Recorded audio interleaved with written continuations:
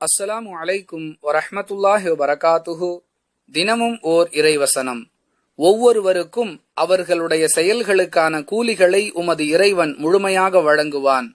அவர்கள் செய்வது பற்றி அவன் நன்கு அறிந்தவன். திருக்குர்ஆன் ஹூத் 11வது அத்தியாயம் 111வது வசனம். அன்புள்ள சகோதர சகோதரிகளே, உலகில் வாழும் காலங்களில் நம்முடைய செயல்பாடுகளை மார்க்கத்தின் அடிப்படையில் அமைத்துக் கொள்ளும் பொழுது நாம் பல சிரமங்களை சந்திக்க வேண்டிய சூழ்நிலைக்கு தள்ளப்படுகிறோம். நிச்சயமாக அந்த சிரமங்கள் வீணானவை அல்ல.